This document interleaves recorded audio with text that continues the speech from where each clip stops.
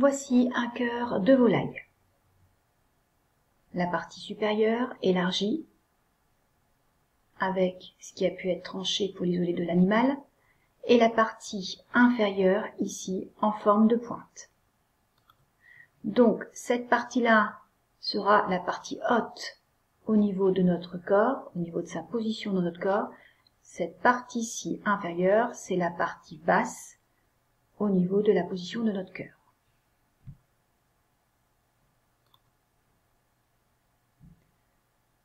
Quand on le retourne, on voit que cette partie ici est plus plate que la partie qui était de l'autre côté qui apparaissait bombée.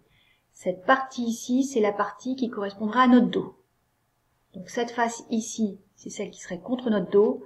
La partie bombée de l'autre côté, ce serait celle qui serait au niveau de notre ventre, partie ventrale.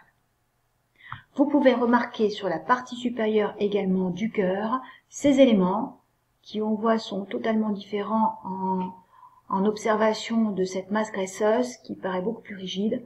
Ce sont des vaisseaux sanguins.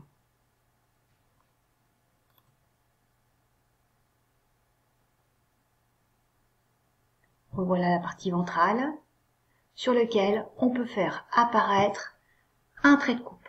Autrement dit, pour aller voir ensuite ce qui se passe à l'intérieur du cœur, on peut trancher le cœur transversalement ainsi pour aller voir comment il se constitue à l'intérieur.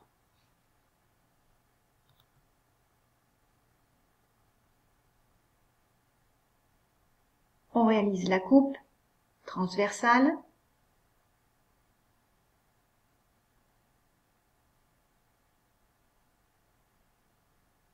Et nous pouvons donc observer l'intérieur du cœur. Et on voit que l'intérieur du cœur présente deux cavités, deux ouvertures. En voilà une ici, avec une paroi très épaisse. Donc on voit ici bien cette cavité avec la paroi très épaisse. Et ici, nous voyons la deuxième cavité avec une paroi beaucoup plus petite, beaucoup plus fine. Donc, on récapitule. Nous avons donc une coupe transversale dans le cœur. Nous remarquons que le cœur présente deux cavités. Ces deux cavités ont des parois qui sont constituées de la même matière partout, rouge. Ces deux cavités ne communiquent pas l'une par rapport à l'autre. Il y a cette très grosse cloison qui sépare les deux cavités.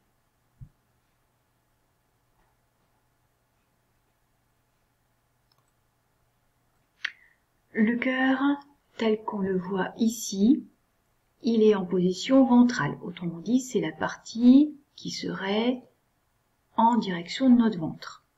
Donc, c'est comme si vous regardiez le cœur de quelqu'un qui se trouve en face de vous. Donc, cela va être très important pour orienter la droite et la gauche du cœur.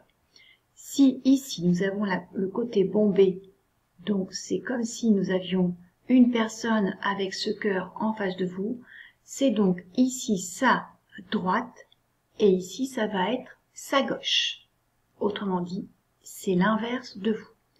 Très souvent, dans les documents que l'on trouve dans les livres ou dans les vidéos, le cœur vous est présenté avec la face ventrale, donc avec sa droite ici et sa gauche ici. Ensuite, dernière chose, nous avons vu que le cœur était fait d'une masse très rouge.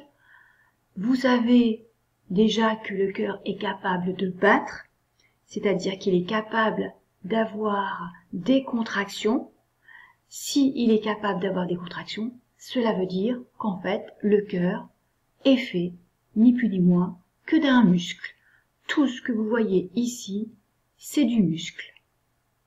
Quand vous avez observé la coupe tout à l'heure, voilà, ici, on voit que le cœur n'est fait que du muscle. Simplement, ce n'est pas un muscle compact entier. On voit que ce muscle présente des particularités puisqu'il est fait de cavités, de cloisons, 2 parois.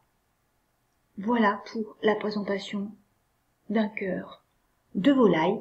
Ce cœur de volaille correspond exactement à notre cœur, à nous, à part forcément une différence de taille notable.